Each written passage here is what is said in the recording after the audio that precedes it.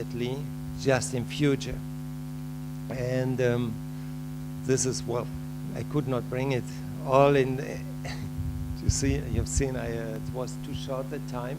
I mentioned it before a little bit. There's a short-term pressure, and that makes you react, just react. And there's a long-term pressure.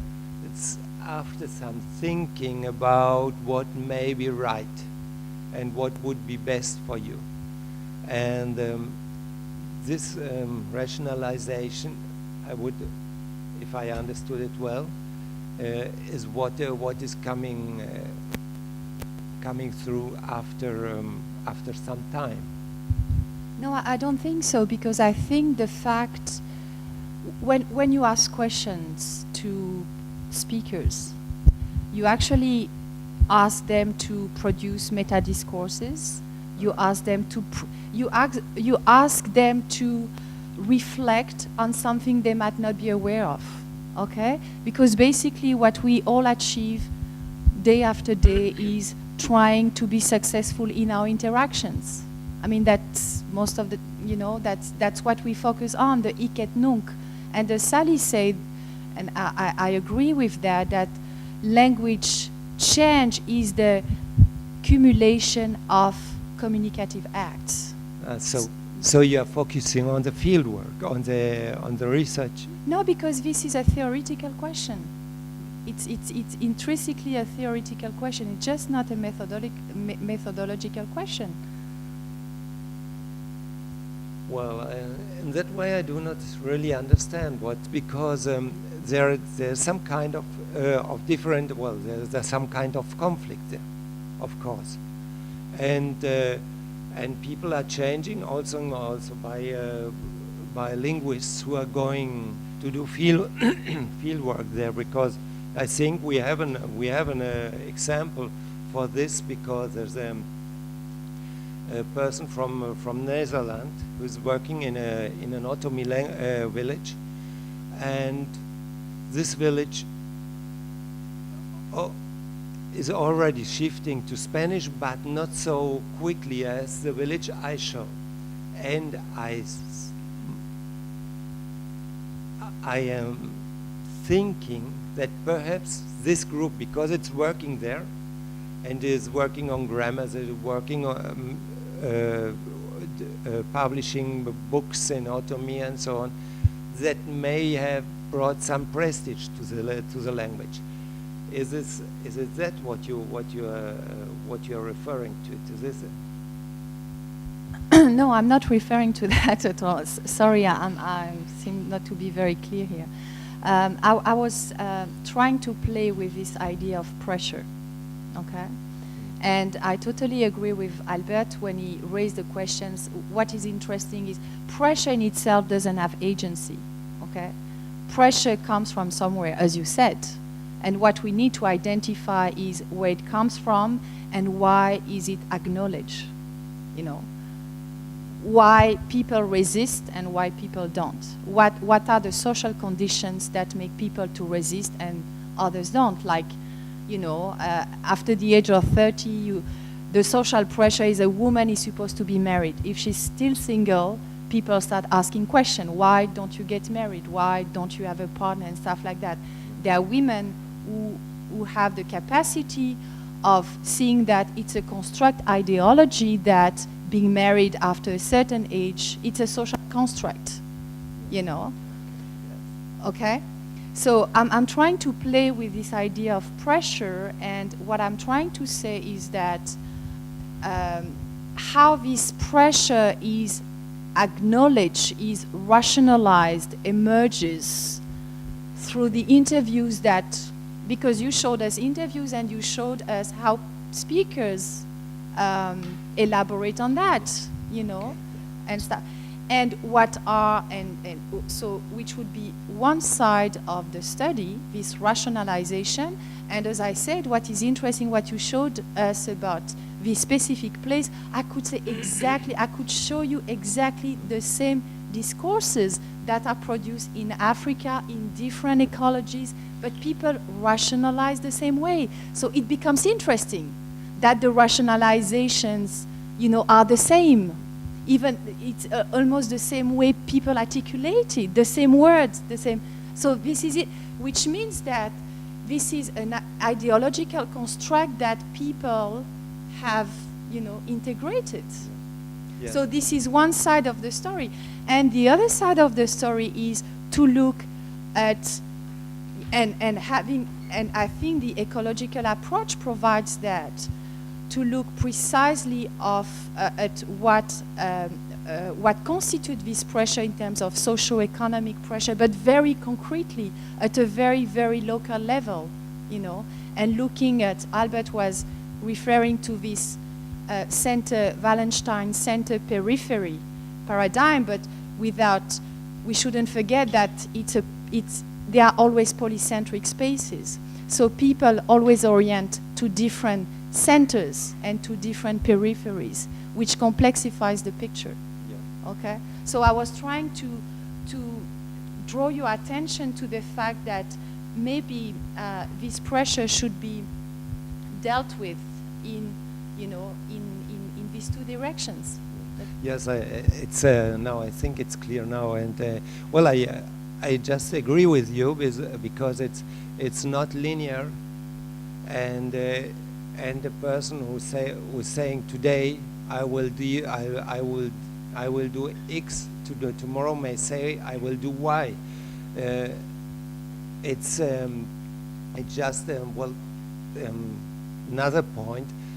Action is not always goal-oriented, because sometimes we see it as action always would be goal-oriented, but it is not. Sometimes action is per se something people want. For example, if you are dancing, you do not have really a goal.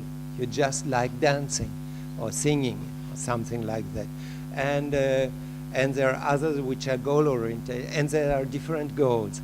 And this, as you call it, a layer, is always present. And well, sometimes we are trying to make it linear, but normally we are not able to do so. And I think that's one part of the complexity more. I did not mention to you.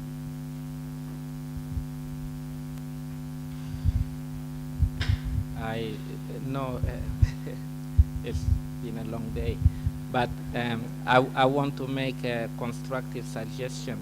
I mean, the idea as you have developed it is really great, but it all falls down under the umbrella of ecology. I think there is something here when you call it ecology of pressures. It's like pressure is something different from ecology, whereas the pressures are really part of the ecology. Maybe the problem doesn't arise in Spanish, but when it is formulated like that in English, it really means something different that puts you in a category other than ecologists of language. So there must be another way of framing this so that it doesn't sound so strange to speak of ecology of pressures, but maybe just pressures, define whatever kinds of pressures and an ecological approach, or you just keep it as ecology, and then you talk about all these pressures, and it would make quite a lot of sense, I think. Okay, and to come back to what Cecile was talking about, I think what people have often observed is that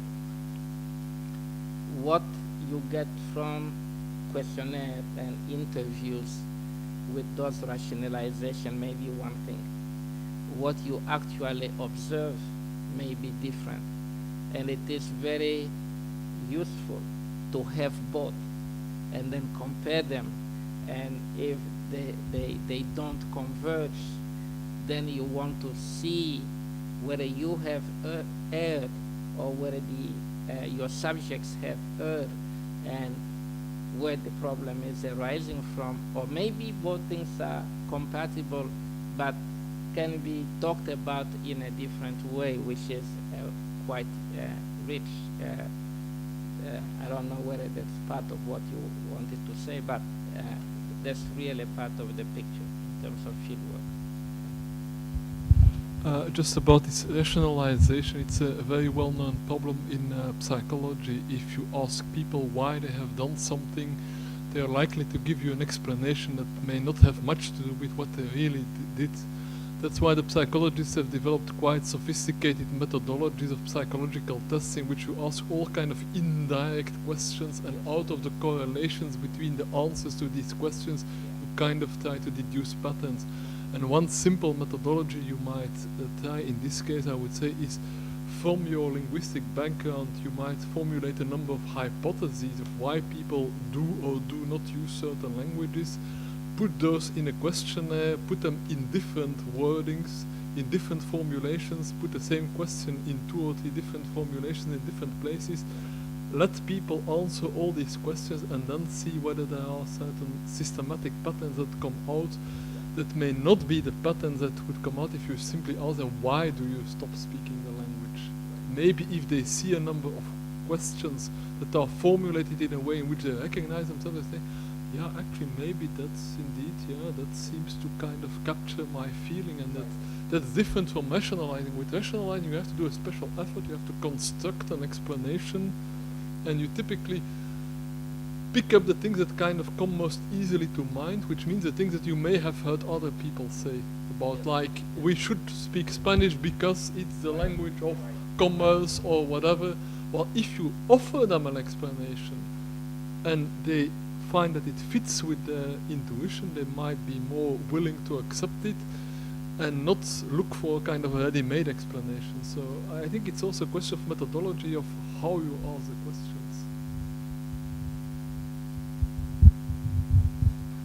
Yes, I agree with both thirds. So I think in Roland's model, in the bottom you put el estado del mundo, the state of the world. Maybe there we can put, for example, industrialization, modernization, because I think is any change for indigenous language are really important. Any change is bad for indigenous language, usually. And like Cecil said, I think Howard Giles did in his model of ethno-linguistic vitality, at first, it think about only the objectivity, and after he changed this model, and he spoke about ethno-linguistic subjective vitality. It's the same. One thing is we can analyze, and one thing is that a speaker represent. And I think it's very important that if are you yourself the interviewer or the researcher, because you are foreign for the speaker. I use just that with an Italian research to do research in my area, because I cannot ask as them people who speak. I'm a speaker, and I think maybe the same questions or the same observation did by one Mexican people or from the community could be a little bit different. That is clear. So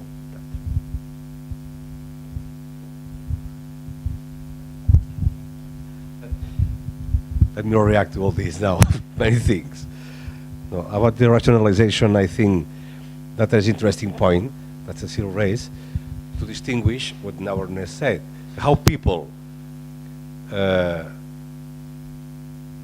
build the narrative of their situation and why do they have these narratives. That is an interesting question. Why do they see the world like that, or tell you that they see the world? Tell you. Because, like, for example, in Catalonia, we have an example of this. We have this, after some years of teaching Catalan to the whole population, for example, many Catalan origin speakers, if they notice that maybe you are not really from Catalan origin, they're going to speak you in Spanish. Immediately, you know? Even to young people that they know that. They go to school, they are taught in Catalan, but immediately, oh, you know, bam, if they notice something, they're going to speak Spanish. Or see someone that's a little more black skin than the standard, immediately, paf! I mean, nobody's going to speak to you in Catalan, for example, you know, because they thought it's impossible that a guy like that speak Catalan. It's a lie, because now we have a lot of people from Africa, and they, of course, they are able to speak Catalan. But in their minds, no, you know? So, but if we ask, because we do research about that, why do you do that? You know, they don't know why. They just, paf, they create a rationalization, or they say, oh, by education, this is for, to be educated. You know, it's you know, but this is what people say. This is what Bourdieu say, naive sociology. It's a naive sociology. You know, they make a hypothesis about why do they do this behavior. In fact, the reason is a different one. Maybe the reason is that the permanence, the continuity of social norms or social habits, for example, once, even in the situation where the main causes now have disappeared, the people tends to still have the same behavior as before. You know, they have it, they react. It's in a subconscious action. They don't know why. Even in the, for example, you ask someone, if you make a questionnaire, do you, in a bar, how do you ask for a drink? In Catalan and Spanish? Always in Catalan.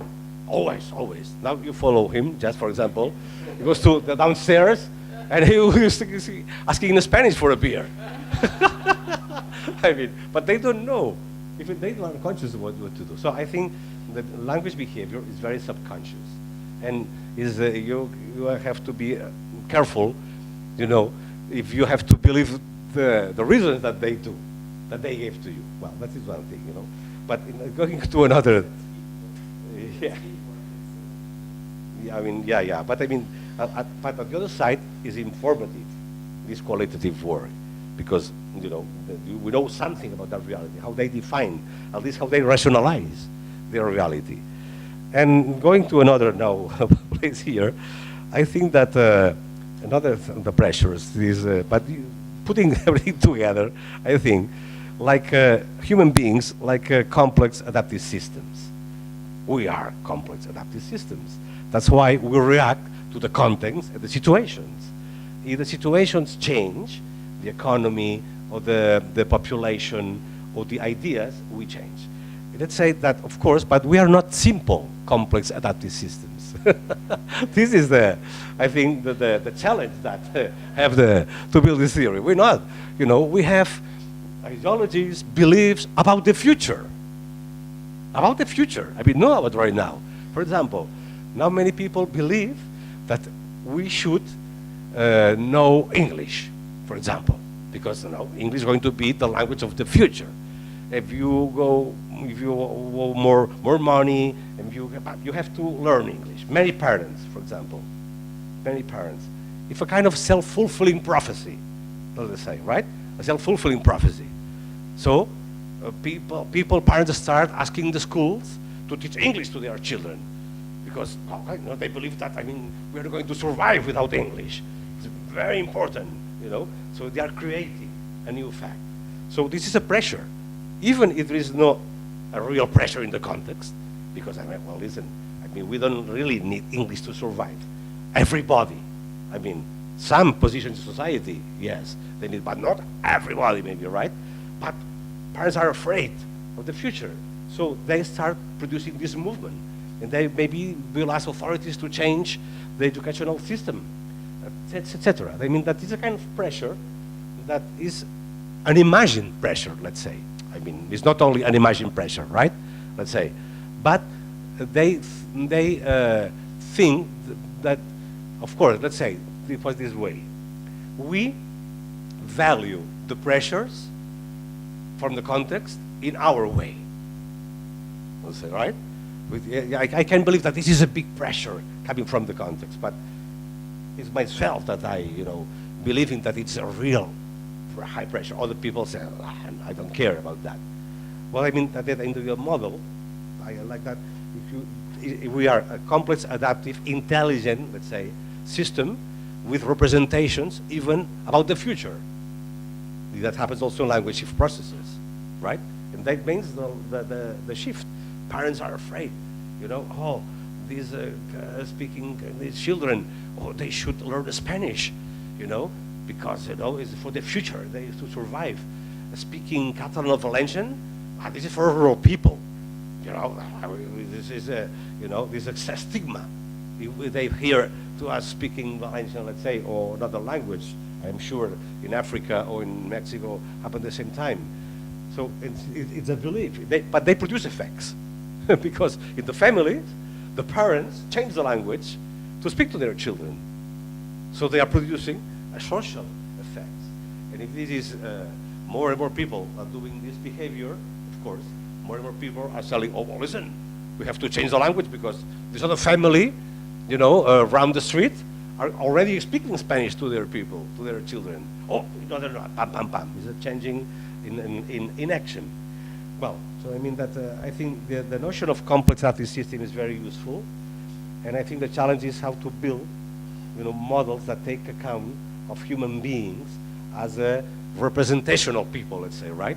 Not only depending on the immediate context, but on the representations even about the future, and they are going also to modify the present in function of the ideas about the future, fictions about the future.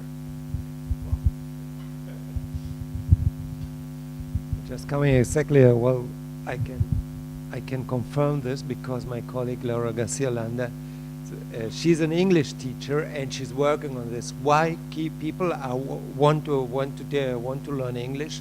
Because often they learn English and they don't need it. But I think there are a lot of sciences you are learning and you do not need, even in your speciality. But it is a fact. I think that people are projecting.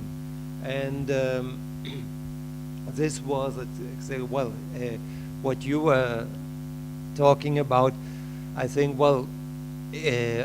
I just took part of the data we had from interviews and so on to bring in the different part of pressure.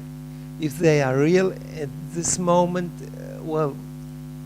it's not so important for me because I just want to make the model work. And for example, some of the interpretation, I see them afterwards. I put in there, here's the pressure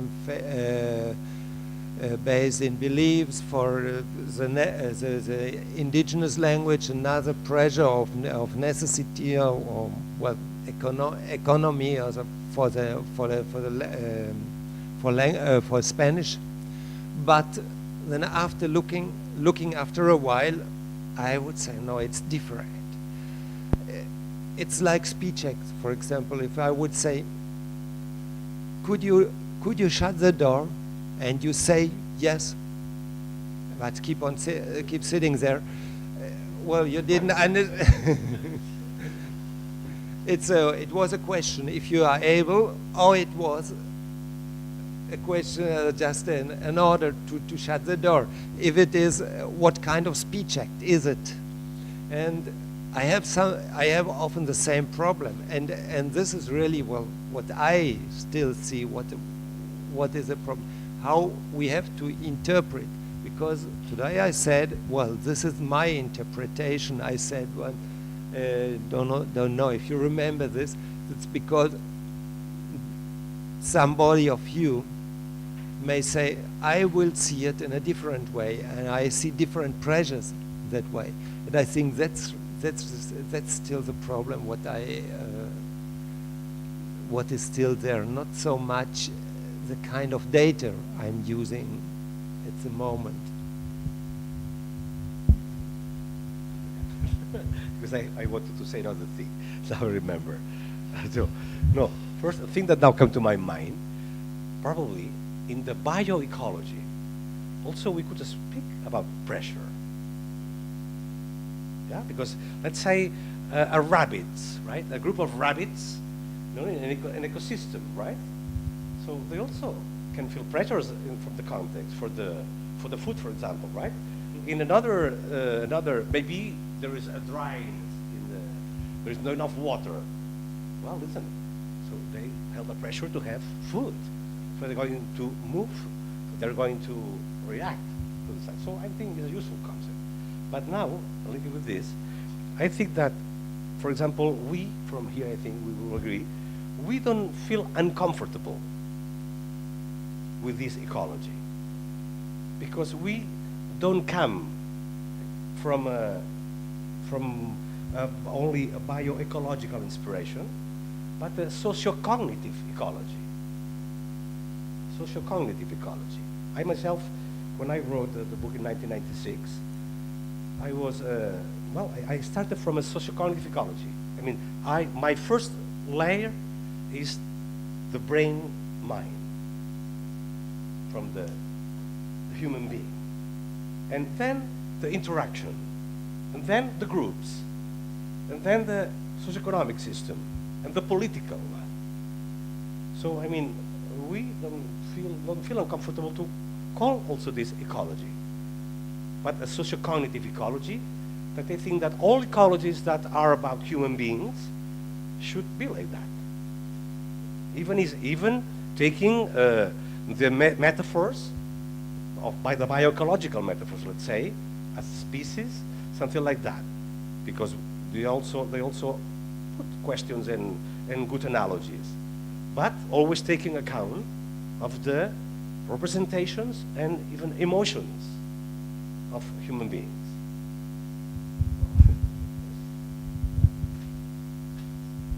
Thank you. I think I want to clarify something here. Ecology is very broad, and we agree on this.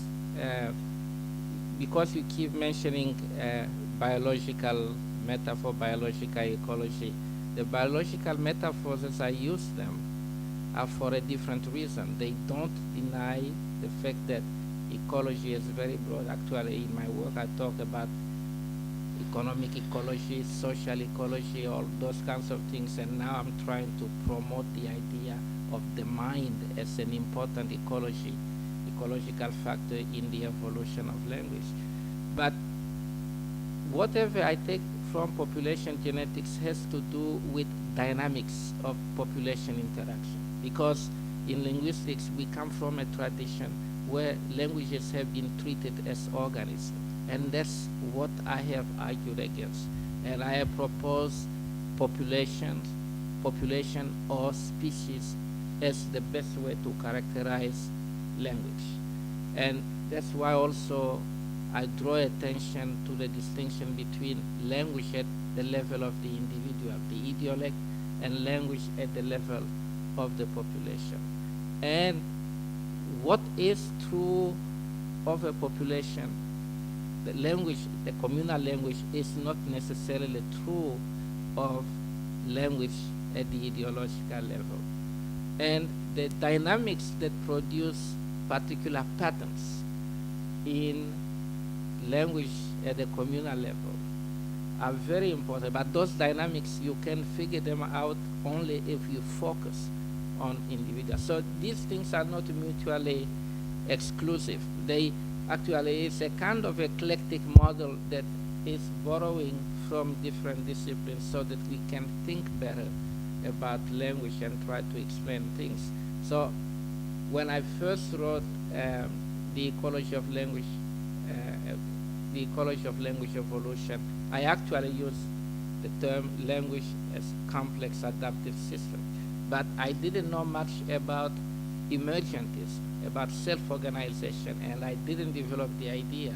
It's only now, thanks to the literature that has been produced since then, that I can figure out how to develop the idea and can even criticize myself about where I did things wrong and what must be changed. And that's one of the things that you will notice in the in Language Evolution, the latest book, telling the reader there is something that I did wrong in the first book. This is please the way that you should take it and so forth, because since then I have learned this and that. And one of the things you're going to find there is a better discussion of the concept of competition and selection, because people told me you never explained this, and as people reacted, because they thought I was really talking about features, linguistic features, the way that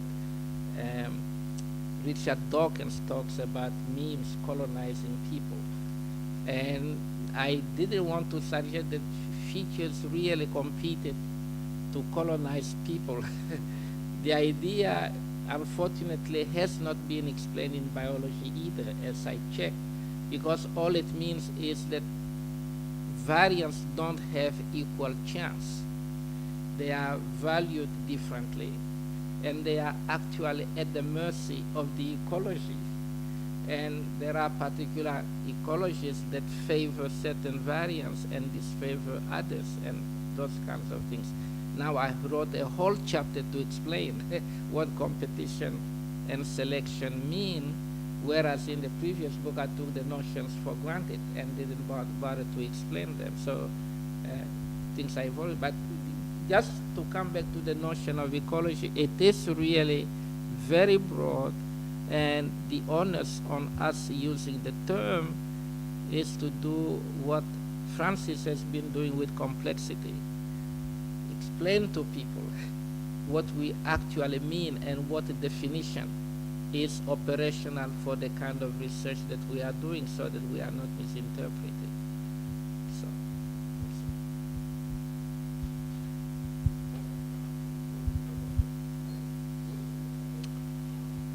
Oh, well, just in general that I agree with most of the last points. I agree, for example, with your point that there is a kind of a self-fulfilling prophecy.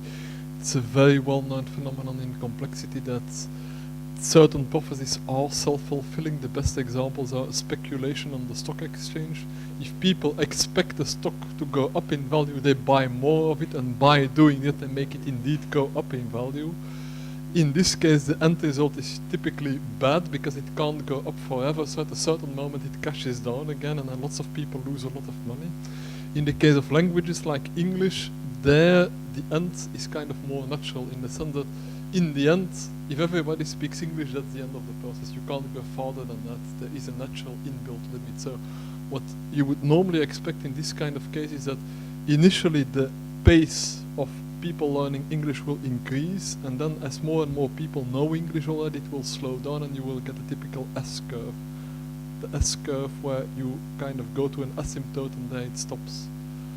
But it's one of these examples of indeed self-fulfilling prophecies. It has to do with anticipation. That is a feature of certain types of agents that are more intelligent than, let's say, molecules or than cells. There you have indeed this property of anticipation, of having a representation of what might happen and acting on the basis of that representation rather than on the basis of what you see in reality at the moment. So it's an important thing. Then about ecologies, I wanted maybe to make one suggestion. There is a famous book in cybernetics of Gregory Bateson, which is called Towards an Ecology of Mind. So maybe you might there find already some inspiration. It's not a book that gives a finished theory, but it's a book that certainly gives inspiration. It gives lots of interesting ideas. So it also ties in with another idea in cognitive science. It's the idea of Marvin Minsky called the society of mind. It is the idea that our brain is not a single unitary thing. It's a collection of lots of modules that all do different things, lots of agents actually. These agents are kind of exchanging information, and they are collectively deciding what the mind should do. So the collective intelligence is not just at the level of society. Even within our own individual mind, you can see a kind of collective intelligence emerging from lots of different modules which for different reasons want to do different things, compete, make coalitions, agree, and in the end come to some kind of a conclusion. So there is in a sense a kind of an ecology inside our mind. There is already a kind of complex adaptive system, and if then some new information comes in let's say in the form of a new word, it is that internal ecology that will decide in the end, will I adopt that word or will I ignore it? So that is indeed one of the factors that certainly should be taken into account.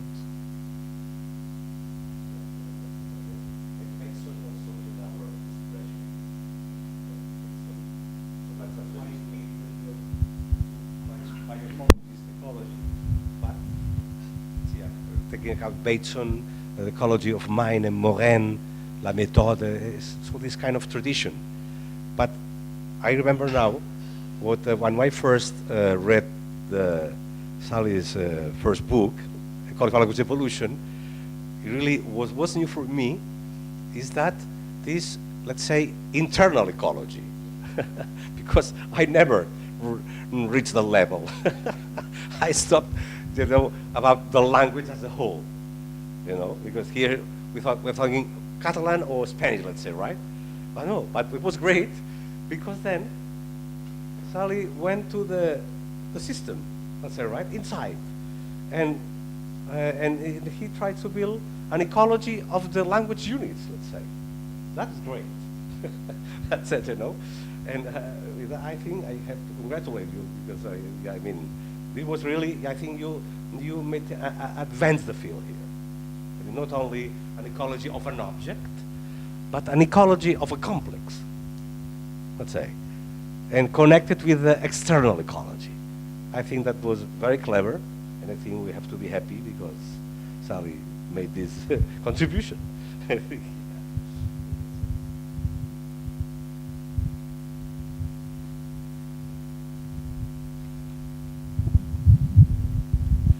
Only one little thing. I think it's very important in your model to add ideology, for example, Spanish ideology, because the answer of a woman who said we are not civilized is a reproduction of the Spanish ideology. So we have to take in account that. And following that said, Albert, I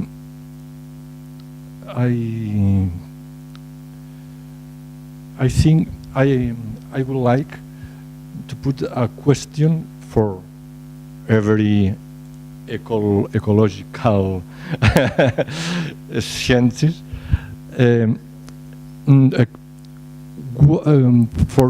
For you, which is the most important? Is ecology useful?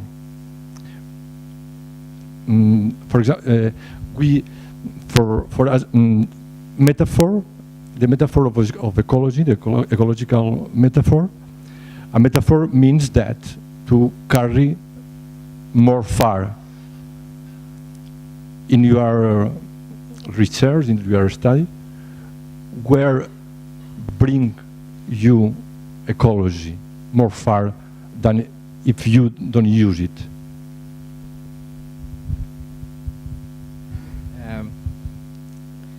I don't know. Well, first of all, I think in the ecology of language evolution, I just went ahead and said, this is not just a metaphor.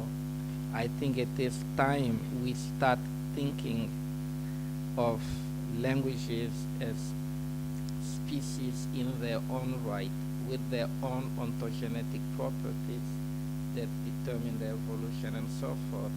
And so we are going to borrow a number of concepts from biology simply because biology is more advanced than linguistics regarding the study of evolution, but we have to be very careful not to borrow everything from biology, because languages have their own properties, and the way to go into this is with the attitude, we learn from biology, but we must make allowance for us to teach something back to biologists regarding evolution, because we are dealing with a new species.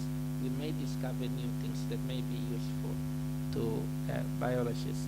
Now, regarding the notion of ecology, what particular kind of ecology is the most relevant? It really depends on what you are focusing on.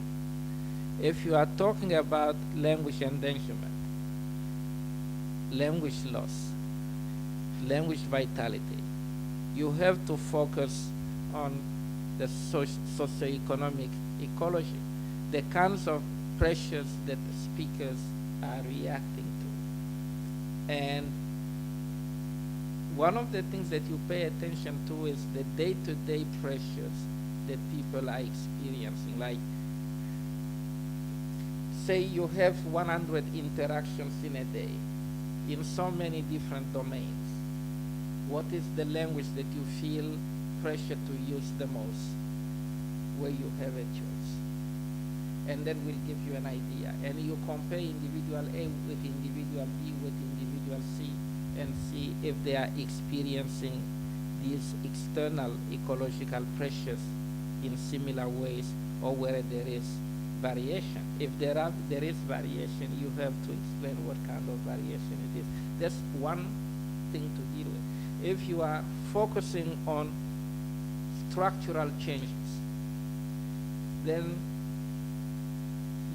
it is not useless to pay attention to the socioeconomic ecology, but you have to pay attention to other kinds of ecological factors, like what are the languages, is the particular language you are investigating in contact with, and what are the typological variations between the language that you are investigating and the other kinds of languages, and what the kinds of people who are likely to introduce changes and so forth. If you want to focus on the emergence of language in mankind, then you are not going to talk too much about economics. You know, that's pointless. You have to figure out, focus on the kinds of things that are likely to shape the architecture of language. And here you have to focus on the mind. And what kind of mind? Just the mind as a conceptual tool, I mean a conceptual engine, or the mind also as the organizer of social activities and so forth. And so what particular kind of ecology really depends on what you are focusing on and what is relevant for you to address particular questions, the specific questions that interest you.